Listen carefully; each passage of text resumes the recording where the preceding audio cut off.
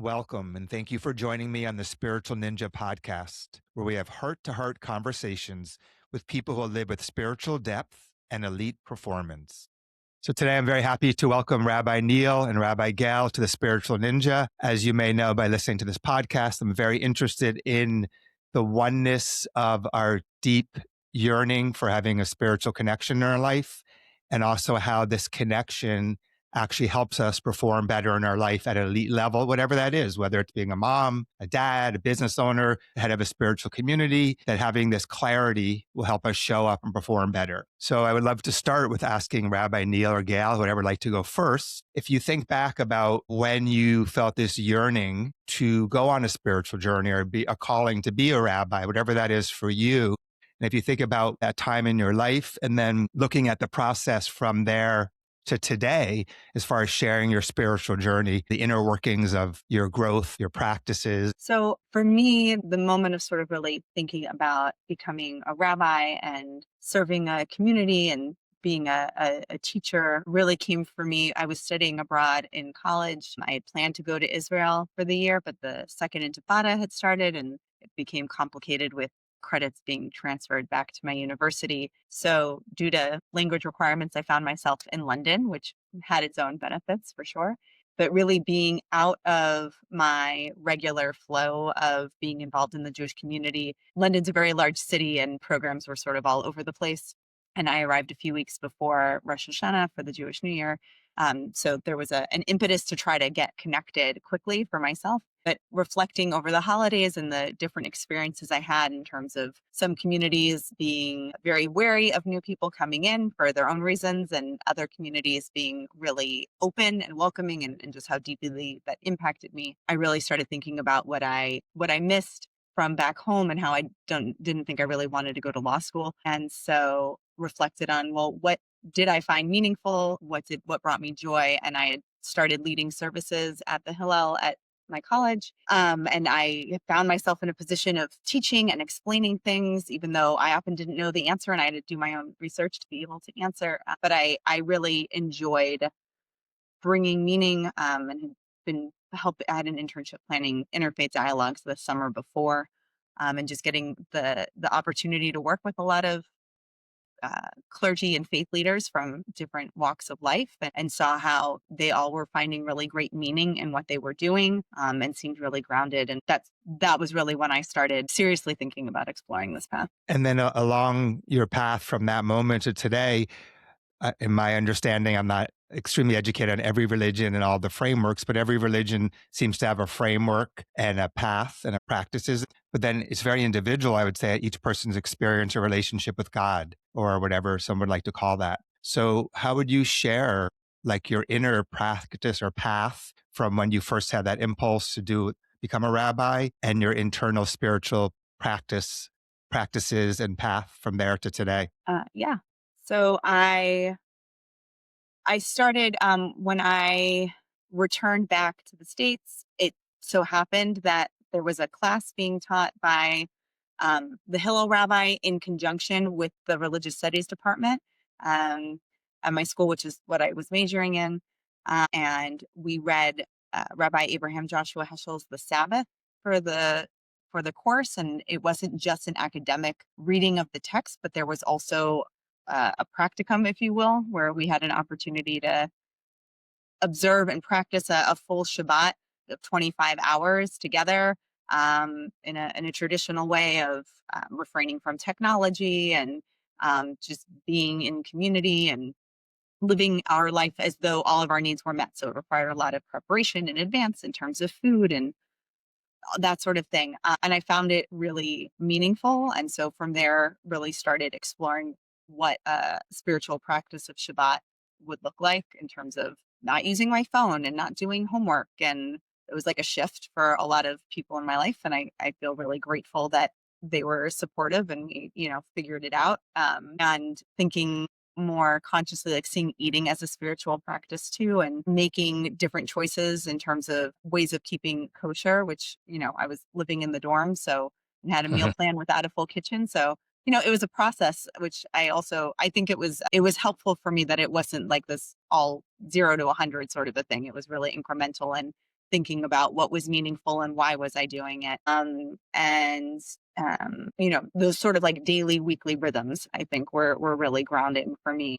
As things went on, prayer became a bit more also as my Hebrew got better, it was easier to find spiritual meaning in that. Those are sort of the building blocks. Today, I find meditating in the morning, to be a really grounding practice also, and use Jewish music as a way to sort of root myself off in that as well. Sometimes for me, like when someone asks me a similar question, I feel like when I settle into my relationship with God, with life, with the source of life, whatever somebody likes to call it, it feels like the deepest home that I know. It's just like this deep rest and connection to the oneness of love, to God, to whatever, again, whenever everyone wants to call it, but it's just this place where it just feels like the home of all homes.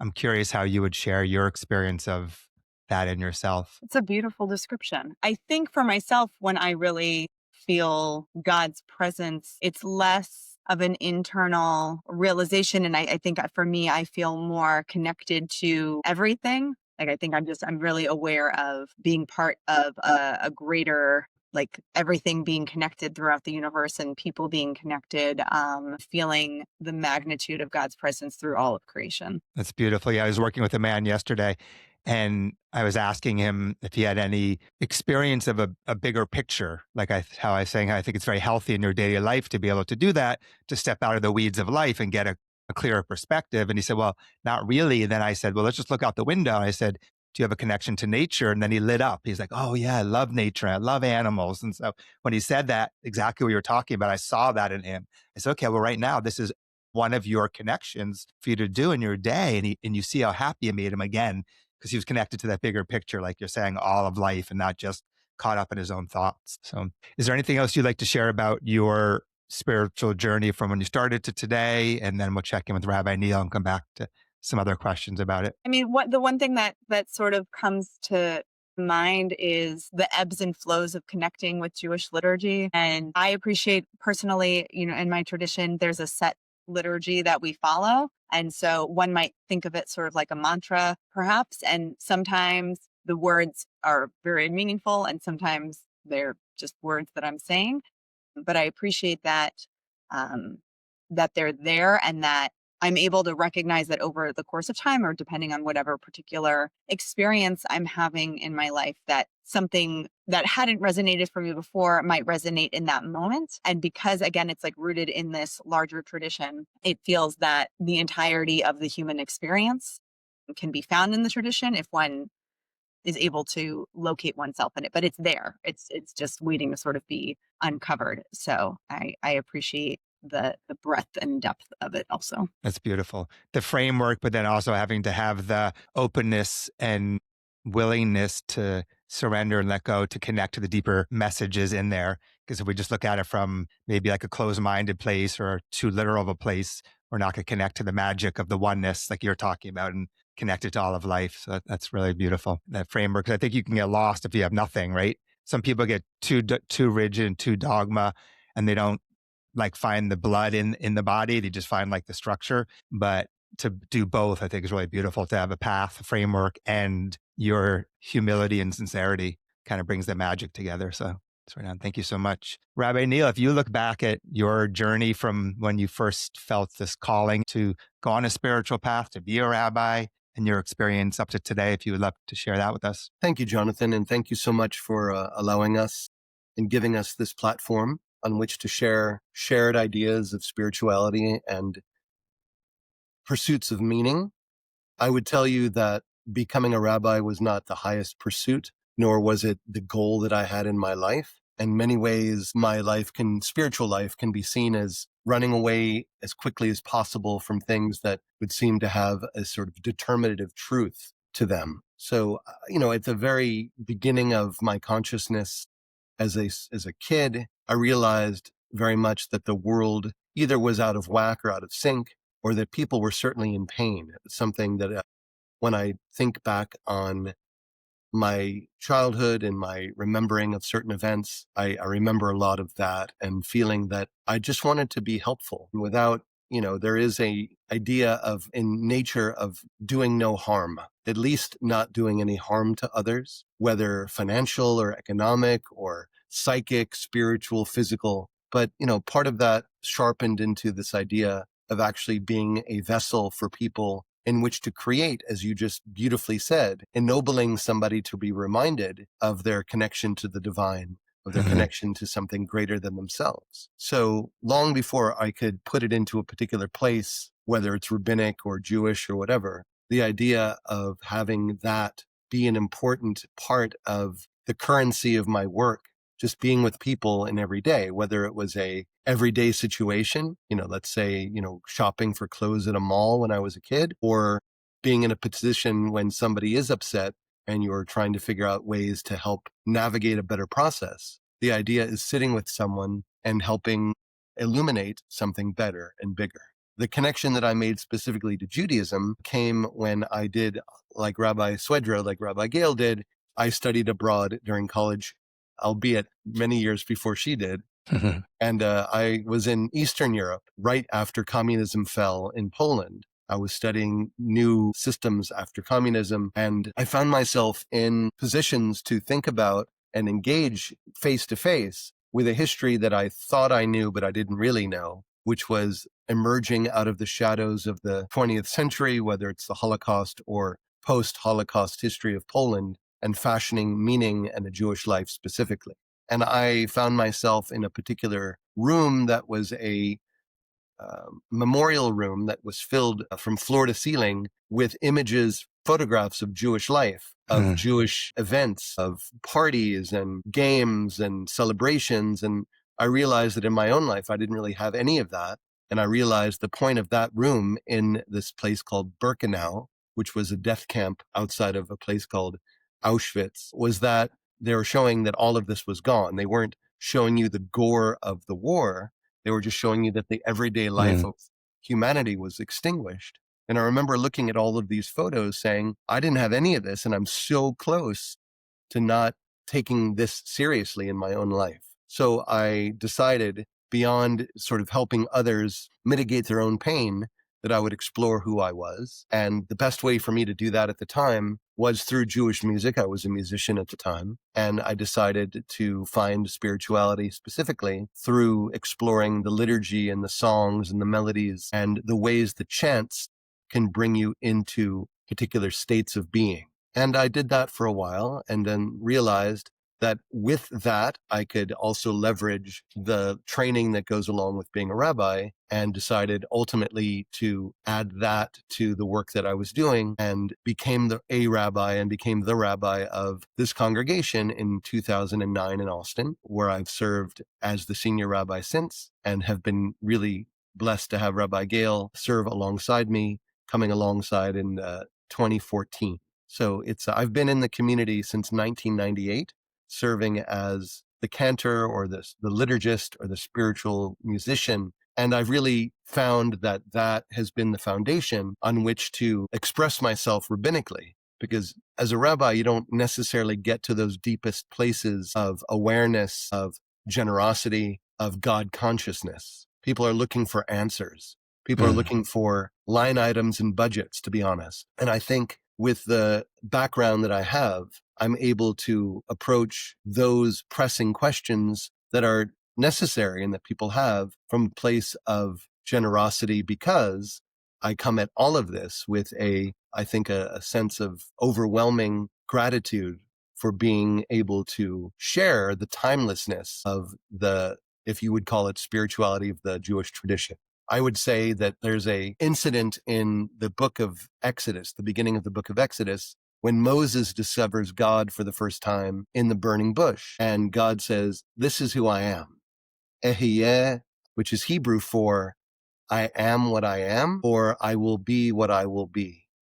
And we could discuss that for a long time. What I would say is that there is no past, present, or future. There just is. And to be able to serve what is pressing for people in the moment can be, with that awareness, an incredible service of spirituality that's practical, but also continues the work of helping mitigate pain. Yeah, it's very beautiful. When both of you were speaking, I kept getting this feeling of practicality, of real life, of bringing wisdom into life, of universality, of human connection, and which is to me is really beautiful. I remember when my daughter was born, we were at the hospital where she was about to be born, and they asked me what religion I was. And without thinking, I've always felt this way. I said universal. And they're like, what? My wife's like, oh, don't mind him.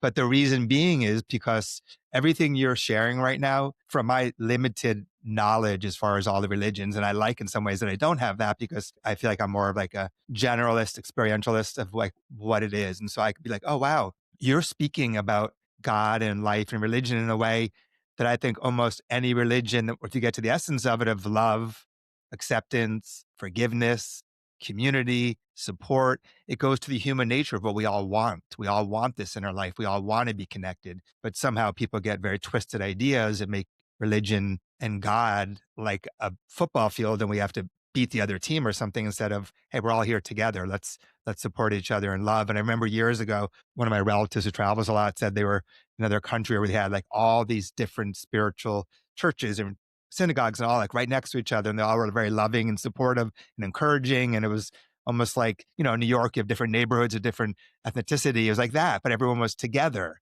And if anything made me sad, it would be that people could use the name of God to attack someone else, saying, my God tells me to do that. And this person is less of God than I am. And that just so much misses the essence of spirituality and love. So I love how you all make it so practical and so real. And I sense that I know in my experience, but also working with school teachers and parents and all different types of people, us that are in this service people business, if we don't know how to connect ourselves, we get very depleted. So anyone that I know that's done any of this kind of work for a long time, either they're fried or like I've had my dojo, for example, for over 32 years. I've told someone yesterday, I love our work more today than I've ever loved it. And they're like, wow, that's really remarkable. And I was like, yeah, because it's so alive and it's always transforming and growing. So Rabbi Neil, you shared so much and so much practicality. I can tell it comes from depth, but I'm also curious how you would share what your inner spiritual experience feels like. Because I think we all have a lot of similarities, but differences in our experience of what that is for you, that home for you. It's a feeling of spaciousness, the feeling of not entering or exploring, but rather being part of the larger fabric. There is a Jewish conception of God that means the infinite, which in Hebrew is two words, sof. So to feel part of the infinite aspect of creation, again, realizing that there is no time as we understand it, but it is something that is just constantly giving, is the closest that I have seen and felt and experienced of being part of the divine. I don't feel a traveler in a strange land. I don't feel that I'm wandering in a place that's not mine. In the depth of experiencing the divine, I feel as if I were part of the divine. So beautiful. I mean, I really, truly right now is taking me to tears because I that feeling, that experience you're talking about, I think everyone, whether they know or not, yearns for that. And people that have made the divine a priority in their life, it's like, it's their best friend. You just feel like often I'll say, I just feel like I'm the moment. I'm not thinking or trying to do something. It's just you're in the moment responding with your heart and soul. And it feels so natural. It feels so authentic, like it's the way it should be. Just like, this is what I'm here for. And prior to spirituality, even though I had a lot of things going for me in my life, I felt lost. I felt like I'm wearing this Halloween costume of pretending something. And what I was giving the world and my insides were totally different. And my insides were just a reaction of from my genetics and my conditioning and my psychology. And it wasn't coming from this depth. That's one thing I just hope for anyone that they could find, whether it's Judaism or whatever is their correct path to find that divine connection to God. And I remember years ago, I was speaking to a man that represented a very large spiritual organization and, very well known. And I asked him, I was like, well, what is your experience with God, of God? He looked at me like, what? And I said, like, how do you connect with God directly? And what is your experience? He goes, I don't really do that. And then he asked me and I told him and he was like, wow, like, I mean, I'm not saying this about me, but he's like, wow, I want to follow you in your life and see what you do. And I was like, but this seems like the reason why you would go to spirituality. It was like to experience that. You're not doing it for an outer thing. You're doing it to connect to love so you can serve that. And so it just really blew my mind because I was so ignorant to all of it and like a baby in it, but also very dedicated to my practice. So it was very interesting to me. But I think you raised something really great, that people do have hacks or shortcuts to this. They may have beautiful pictures of nature that they refer to, or pictures of their family that elevate their feelings of connection or vitality. And if people can start with what they know, then they can actually cultivate exactly what you're talking about, which is a life practice of basically gratitude, which is the spirituality that we're speaking. Right on. So I'm sure in your both of your own path, and for anyone, any human being along our journey, there are things that come up that seem to interfere with us being connected to the divine, whether it's questioning our faith, whether it's our own insecurities, our fears, our own habits, whatever it may be. I'm always curious how people work with these. Like some people just tell me, oh, I just connect. Some people tell me I try to understand them. I have this way I work with these things. So I'm just curious for each one of you, when your internal roadblocks, whatever you like to call them, comes up, what are some ways that you deal with those inner challenges? It's a good question because, right, sometimes the feeling doesn't come up, organically or at the exact moment that we might be looking for it. So there's a concept in Judaism called Na'aseh v'nishma, like we will do and we will understand, but it's in that order. And so sometimes it's just relying on the structure of, okay, well, I'm not feeling it right now, but I'm going to do it and then maybe it'll come. A metaphor that sort of comes to mind, sometimes it's hard to motivate oneself to go work out or just to go on a walk if it's like really yucky out, let's say, but that if you get up and go do the thing that you'll feel better at the end of it. So it's just about sort of taking that first step. And so similarly, I think for me, sometimes it's, well, I'm going to show up and do the thing. Certainly just continuing the status quo of doing nothing is not going to help me find it. And I think personally, I think that it's harder for me, or I'm more likely to have that struggle of feeling disconnected when to the divine source, when I'm also feeling disconnected from myself and my thoughts are sort of scattered everywhere, and just not feeling grounded and rooted. And so sometimes it's really helpful just to take even 2 minutes to just sit and be present, because I think if part of my experience of feeling connected with God is feeling a part of everything and being aware of being part of something larger, if my awareness is spread very thin, then it's not going to be able to be present in the moment. And so there's a concept in Judaism of like preparing oneself to pray, essentially. You don't just go and run a marathon. It's funny, I'm bringing up working out. I hate running. I don't know why this I think it's mine.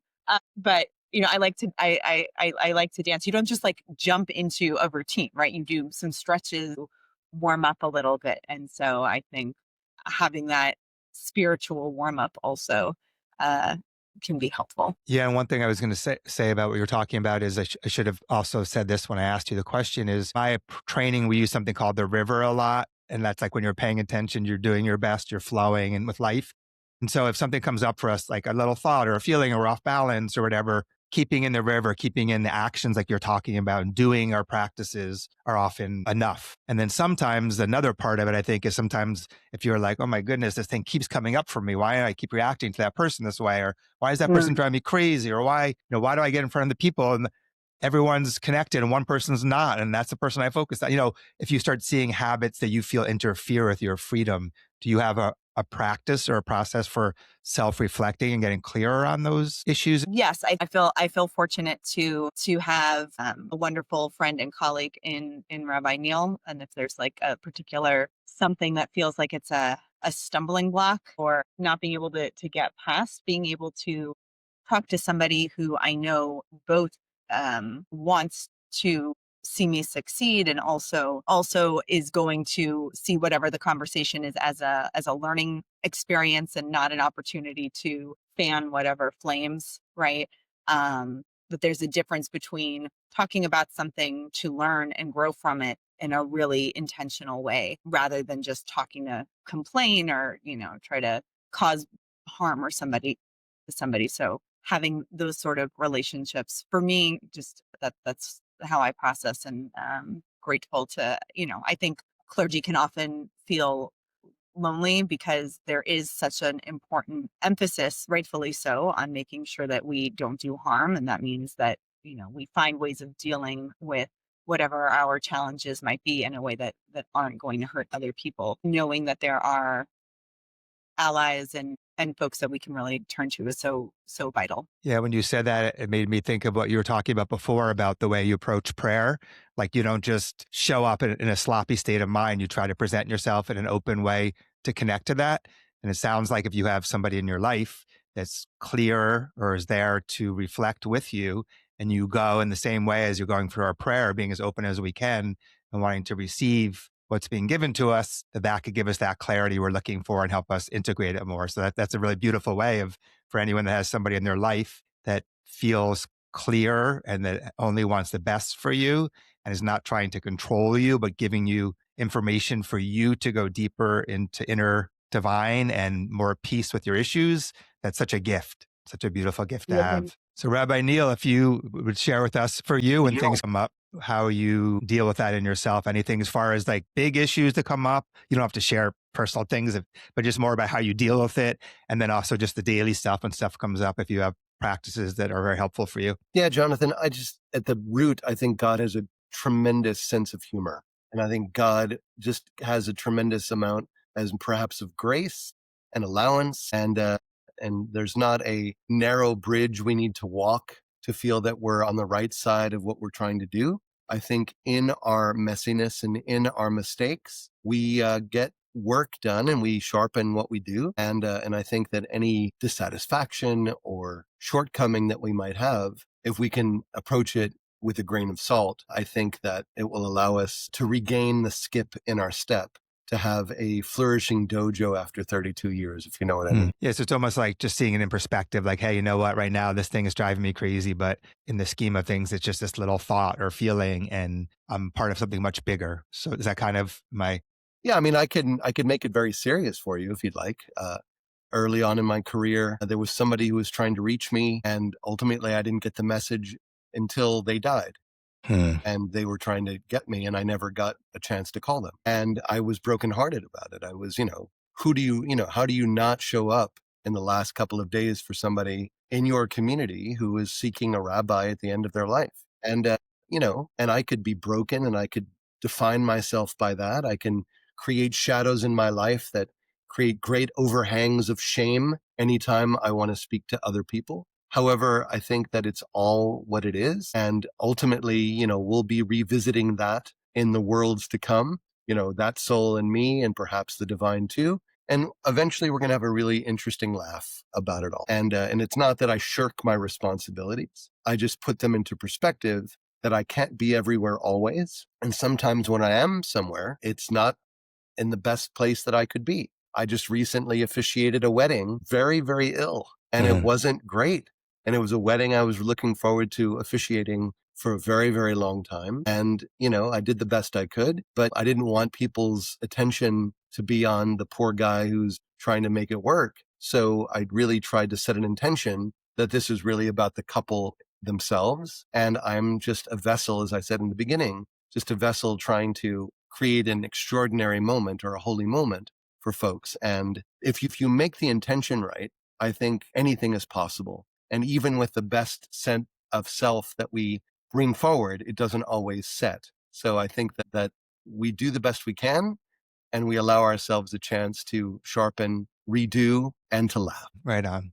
Yeah, in one of the martial arts we teach, the guy I'm certified under is like a world-renowned guy, and he's so humble. And we talk sometimes, he's always kind of referring to how we need to show up, right? No matter what's going on, how we need to show up as for you all and for me, what we do with our lives. And that reminded me when you were speaking about, like, both my parents have passed away, for example, and I don't think about them a lot. And sometimes I can be like, oh, you should think about them more and connect with them more. But I know whether it's my parents or God or whatever somebody wants to say, right now it would say, be in the moment be a good person, do the right thing.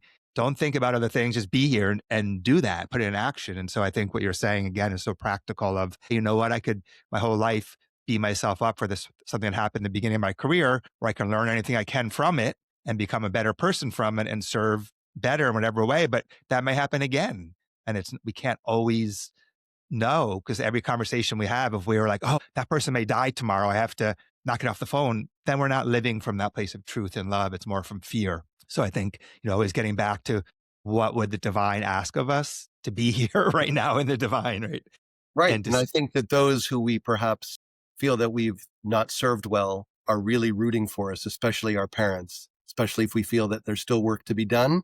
I believe that they're very close to us, even if we're not thinking of them, helping us be guided and being aware of how to live in this life. That's right. On this morning when I dropped my daughter off at school, and my mom I'm very aligned with her in many ways, and my daughter is, and even though they didn't know each other, as I dropped her off and I was in the car, and all of a sudden I was like, wait, someone's in my car, like I had that feeling so strongly, and I just had another book come out and everything, and my mom was very into kids, so I was like, wow, she was so right there, and she almost had to like knock me on the head to be like, hey, I just want to acknowledge what you're doing, So I know the moments where it feels natural, or if we just want to stop and say, let me feel that person and feel loved and send love, that's a beautiful thing too. But if it feels natural just to be in the moment in love, I think it's all connected. All the branches come together to the trunk, and the trunk is, let's be here in love. So before we switch to like the external, obviously the internal and external are just conversations because it's all intertwined. But if somebody comes to you all looking for a direction for a spiritual path, obviously you have a very clear path in Judaism and all the history and practices. Is there anything you would say, let's pretend that you represented all religions and really you're just trying to talk about the essence. Is there anything you would share with someone about kind of guidance on how to pursue a spiritual internal path for themselves? It's a big question, but it's definitely handled in our tradition. There is a seeker who comes to someone and basically says, anything that harms somebody, don't do, and everything else is commentary. Figure it out. Easiest class ever. So that's the path, and that's something that has affected me deeply. And yeah, we can talk about what to learn and how to do, but again, that's not what I think vivifies people. That's not what causes them the sense of drama and joy that has them show up. If people want to show up and invest themselves in a particular place, I mean, there's a valor, Jonathan, in saying you're universalist and saying, I'll have from this, I'll have from this, I'll have from this. And that's beautiful. But if somebody's going to connect themselves to a particular group or a particular faith, especially Judaism, which has been fraught for many, many years, then I think the feelings that they have of being accepted, seen, and valued matter very, very much. So allow them to feel and then get out of the way and guide them. I'm very interested in the essence of it. And somehow, anytime, whether it was in college at being asked to be in a certain fraternity or whether it's to be hang out with just this one group of people, it always felt like I was asked to put something on instead of take something off. And I believe in one God. This is my path to be home. And so in one way, my path feels so authentic, but another way, it could be a lonely path because I'm not part of anything, right? And so it's both. And I think being part of whether it's Judaism or Christianity or something where you feel like you're part of this history and this depth and these practices and this community is extremely valuable and important. So and you have done something. You have created these dojos that have stood the test of time and have really introduced generations of people into a spiritual consideration. So I wouldn't sell yourself short. I think you have chosen. It's true. And there's a beauty and an art to distilling down that which works out in the world and applying it specifically to a spiritual path, especially if you're teaching something. Yeah, and I do really agree with that because what I see is anybody can come to my dojo from any religion. And what I teach, I believe it'll help them, kind of like Rabbi Gail was saying, show up to their prayer, show up to their meditation, show up to their temple, whatever it may be, as a more open, present, loving, connected person. So it's like the preparation for all of that. And going back to what you said about the path, years ago, I heard this teacher being interviewed on the news from a rough place in New York. And they said, is it true you only have one rule in your classroom? And she said, yes, it's kindness. Kindness to yourself, kindness to others, and kindness to your environment. And she goes, that's it. If you do that, I'm good. And I thought that was really beautiful too. Another flip side of the coin of just be kind, be good to yourself and to everyone and to your environment. and then you're going to do the right thing. So I think these simple human values lead us in the direction of the divine and make us more open and available to be connected to that. So it doesn't really matter if it's creating a community, your temple, if it's something like one guy I'm going to interview has like 4 or 5 PhDs, for example, like that's his outer path. But if you look at your faith, your connection to the divine, how does this help you be clearer on your outer path? For example, having a goal and then fulfilling that and the path of doing that. So Judaism has a concept of a balance of keva and kavanah. So the word keva it's related to the root for direction. It's sort of the set way of doing things. It would be along the lines of goal oriented in the checklist, and what is the thing that you need to do in a particular time frame, and balancing that with kavanah, with intentionality. Sorry, keva, I switched that. Sorry, keva is about being set. Kavanah is the direction. Sorry. So like how you're going to whatever it is you're going to. And so that dichotomy often comes up in the realm of prayer, right? What's the balance between a particular set liturgy that I mentioned before, along with making sure that whatever prayers are in our heart, or that we're finding a way of connecting to the meaning of the prayer while like, oh, the person who's leading is like 5 pages ahead, that I'm like really meditating on one word. And how do I find that balance, right? So there's a lot of conversation throughout history of which is more important. And really, it comes down to they're both important, and making sure that there's a balance between whatever checklists I have. And Rabbi Blumach knows that I like my checklists and my spreadsheets a lot, because it helps me remember like what it is that I'm trying to go towards. But also for me, I might look at all the things I, have set out to accomplish in a particular day and say, oh, if I really want to be present for this meeting or for this person, I really need to make sure that I have some time before or after to land. I remember an experience I had when I was doing a chaplaincy rotation in the hospital. And, we're taught that oftentimes people in a hospital setting, the chaplain is the one person that they actually have agency to say no to. Like, I don't want to talk to you. I don't want you in your room. And so we were invited to see any declining of visits as actually a gift to give patients, and not take it personally, which is a great way of thinking about it. And so one day, though, I found myself that I went to like 17 patients and nobody was interested in talking that day.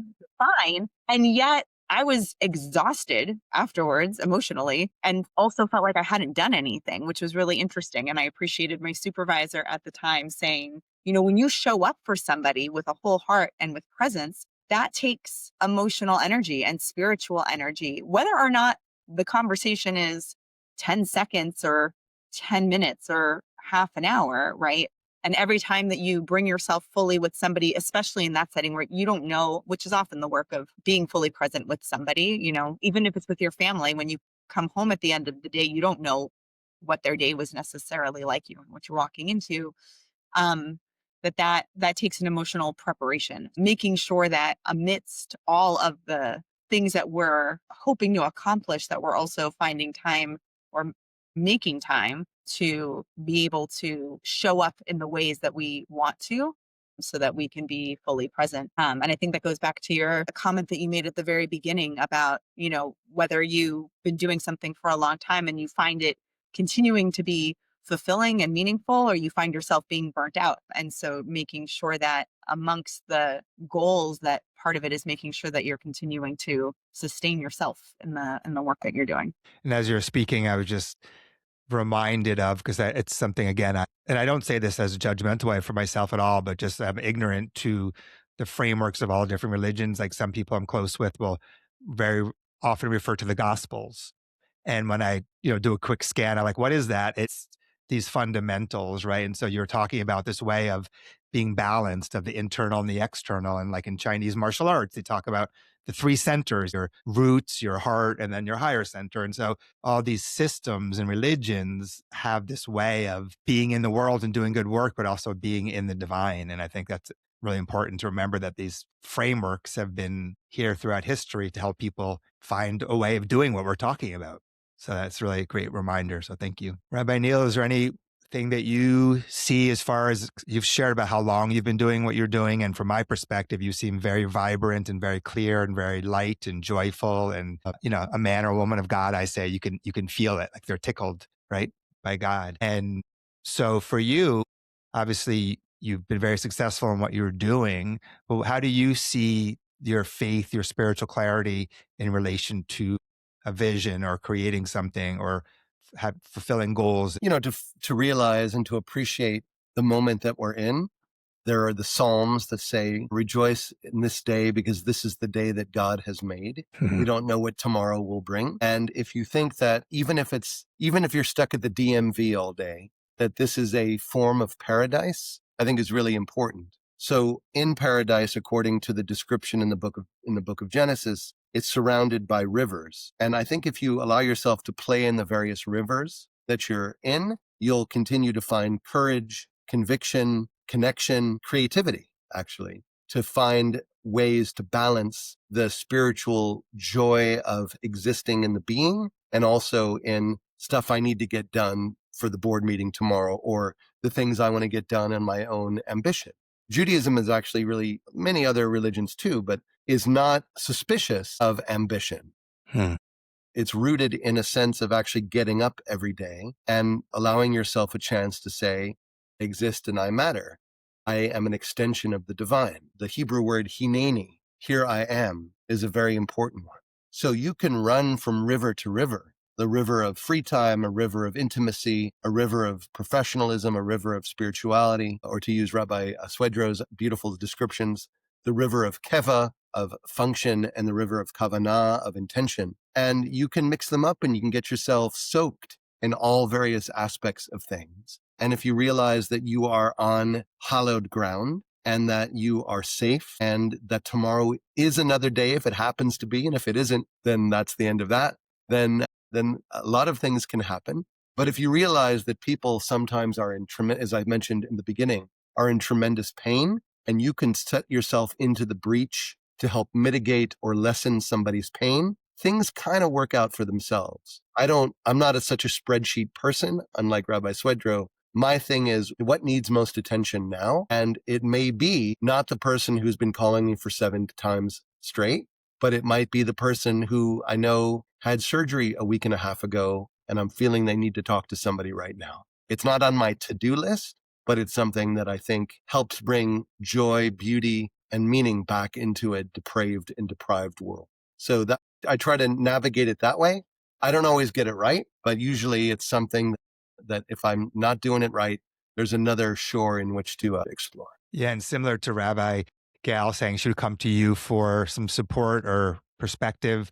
I know for me, and it sounds like maybe in your team too, that sometimes a spreadsheet person really helps a person like us make sure that things get done. And then also sometimes we can drive them crazy with our ideas and creativity, but then also it creates new openings and creations, like things within our communities that we're doing that come from that sense of what needs to be done. So I think in ourselves, but also in our teams, knowing that we all have our strengths and areas that the other person's strength really helps us out a lot.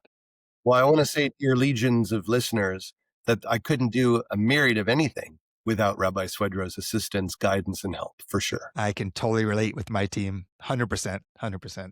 I drive them crazy, I think, at times, but I also think we work very well together.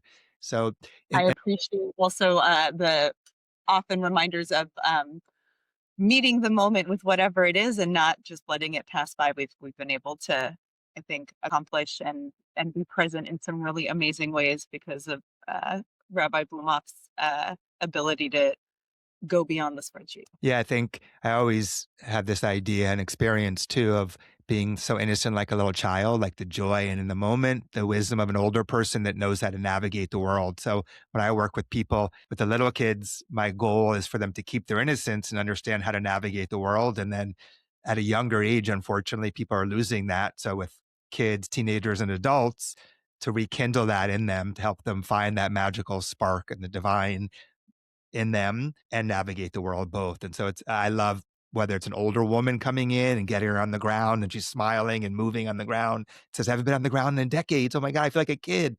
seeing that joy come out in a person at any age is really a very beautiful thing. So it is the balance, like you were talking about. Jonathan, I love that. And there's the one of the highest points of our service is when we take the Torah out of the ark and then put it back in, and we say Chadesh Yameinu Kikedem, renew our days as in days of old. But what Rabbi Abraham Joshua Heschel, the same rabbi that Rabbi Swedrow read many years ago, says is that it's not about being old like the old days. It's about renewing our days like when we were younger, when we would spring out of bed and say, it's today, and allowing ourselves that wonder and vitality of surging through us, of being able to exist in the moment. So thank you so much for naming that. That's just great. It's beautiful. I love that. It reminded me of a monk named Thich Nhat Hanh. I saw him being interviewed once on TV, and I was like, oh, he's in the divine giggle. You see it. He's so present. And I heard one of his main practices is walking and meditating. And then my Sistema teacher, who's a phenomenal, elite, world-class level, my understanding, one of his main practices is walking and praying. So it's like this idea of like being on the earth, being in God, having the innocence to take in everything around you, the wonder of life, and also the wisdom to be very rooted and available. So I think these teachings are so important. And as we're speaking, it just very naturally segues into relationships. And I think as I'm saying this, I'm flashing to like, I have an amazing marriage. My wife's my best friend, and, my wife, my partner. And yesterday I saw myself react and like almost like it screamed for a moment, like stop, and both of us were like, whoa, what was that? And to be able to rebound and take responsibility and let it clear out in a very clean way and be responsible, but also, talk about it and get back to where there's no residue from it. And I think relationships are super powerful because it's mirroring where I'm coming from and then also the other person and then the interplay. It's very easy to get triggered or whatever it may be. So I'm curious in your personal lives, as far as what you do for work, as far as in the religion, how you approach relationships with, again, this balance of the divine and the human thoughts and feelings and frailty. I like to think I do a good job of not rabbiing my family. I think it's just about, again, it's about being present with whoever I'm with and what it is that they're seeking. So in that sense, it's using similar muscles and skill sets. But, as you said, there are other people in similar helping professions are able to discern showing how you need to show up for somebody. And certainly sometimes I have friends where I know that they're coming to me with a little bit of the rabbi hat on, and that's okay. As long as, at least certainly if I'm clear, but hopefully both of us are clear on which role, we're filling for people. But it's just, I see it really as being all connected, being present to not only what the question is, but also like how it's being asked. And I think people's intonation or the particular questions that they may ask actually differ a bit when they're coming to like vent to a friend versus coming to somebody who might be able to ask. Not that friends don't ever ask open-ended questions or just listen and not give advice. But again, I think when we're fortunate enough to have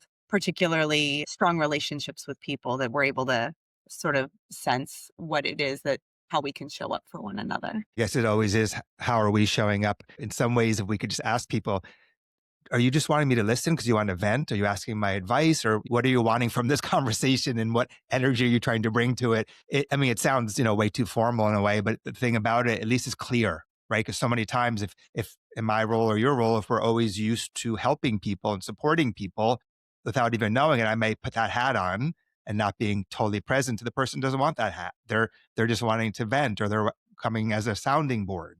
And so I think sometimes we try to figure it out without really knowing. And if we could just be clear on what the person's asking for or what we're asking for, right? Right. I think certainly in with some of my family relationships too, sometimes we'll say, I just want to vent. I'm not in a place to problem solve.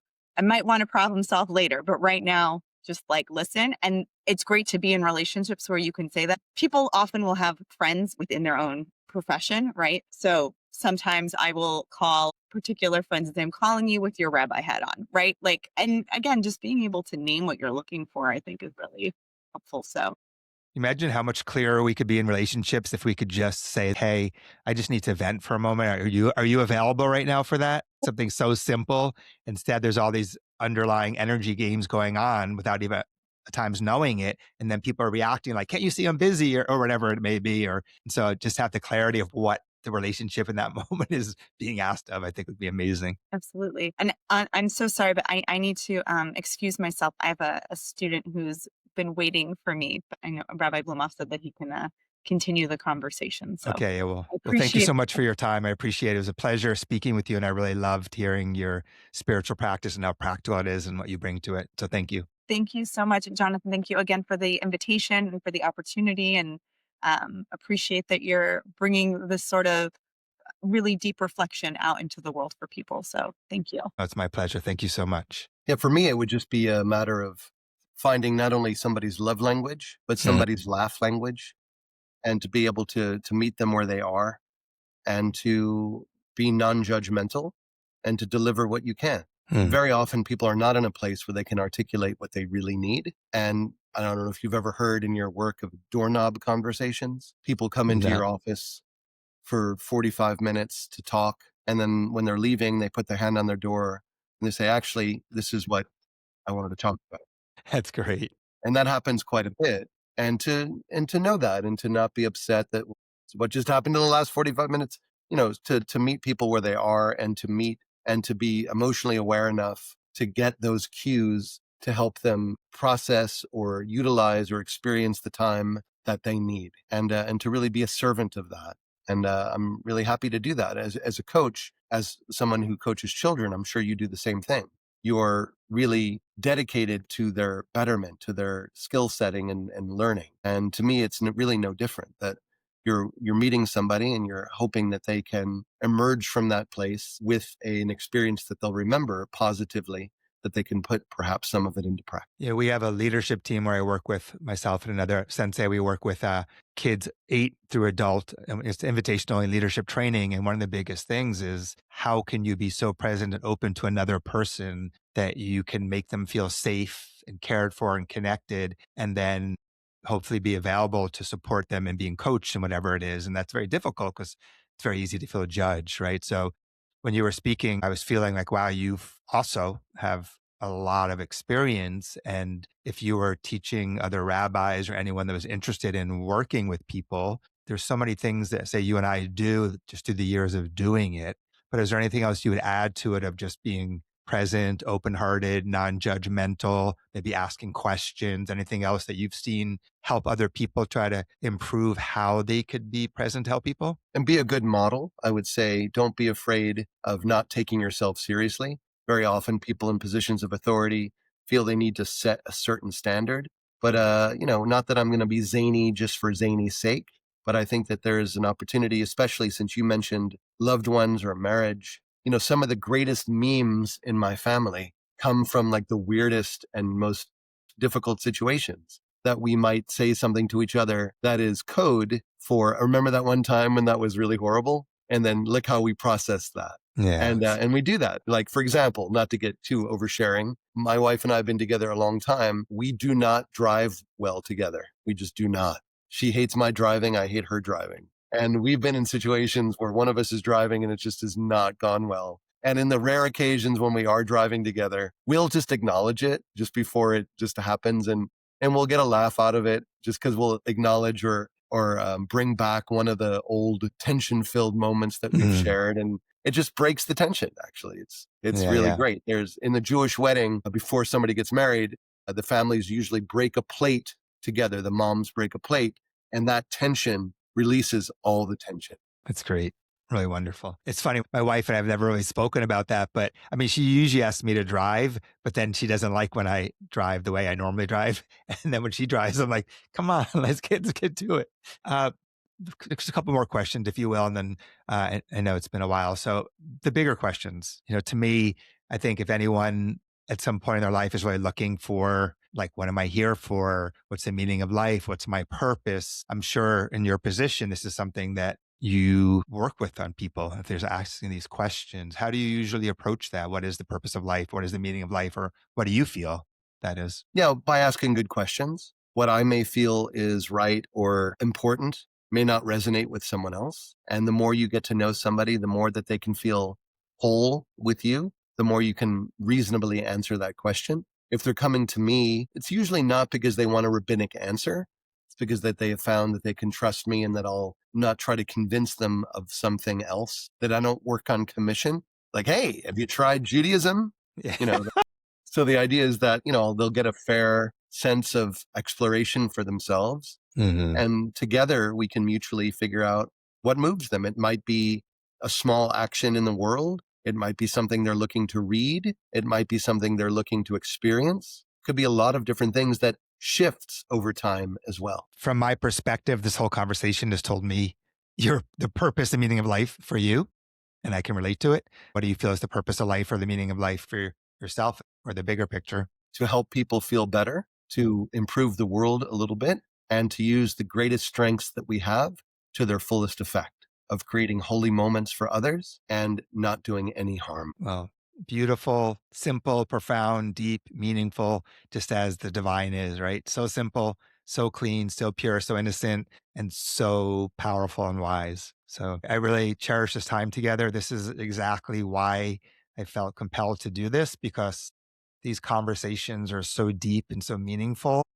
And for anybody that is open to hearing, whether it's a religion that's the same religion as theirs or a different religion or someone that doesn't have a religion, just to hear the common human yearning and goodness and community and love, and not love like airy fairy, but practical everyday love of we are here together, part of this miracle. We all come from this magical spark, and how can we celebrate and help each other on their journey? So I really, really have a lot of appreciation, not only for your time, but respect for the work I can tell that you have done with yourself and your community and your very deep dedication to helping others, which is so beautiful. And that's, as we know, when we give fully from the right place, we receive so much, but we don't think about that, but it fills us. And so it's very clear to me that your giving is filling you a lot. Well, thank you. And I just wish blessings not only to your dojo and to your students, but to your marriage and to your family as well. And may the memories that you have continue to animate in ways seen and unseen. And may your daughter be raised with the fullest sense of confidence as she is astonished by the workings of her mom and dad. Well, thank you so much. I appreciate it. And goodness to you and your family. I'm always here for you and your family. If there's anything you want to reach out about, just know that I'm Thank you, always man. I available. appreciate that. And I'll All look right. forward to seeing when this happens and spreading the word and encouraging others to check out your mission and work.